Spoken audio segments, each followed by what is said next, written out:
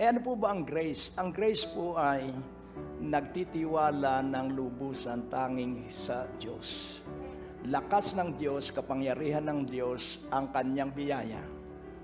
Kaya wag mong ipagmalaki na matanda ka na at ikay malakas pa. Ang ipagmalaki mo yung Diyos ang nagpapalakas sa iyo kahit matanda ka na. Dahil kadalasan ang mga tao mariringgan ninyo, alam mo, kaya ako ay ganito ang edad at malakas pa rin ako dahil ito ang kinakain ko. Ang ipagmamalaki natin na yan, Diyos, hindi yung ating kinakain. Huwag kang magtitiwala sa profesyon mo, huwag kang magtitiwala sa online na business mo. Madali po yang malugi. Pero kung nagtitiwala ka sa Diyos, patuloy yan sa pag-unlad. Patuloy yan sa paglaki. Dahil ang maliit ay pinalalaki ng Diyos. At ang malaki lalong pinalalaki ng Diyos.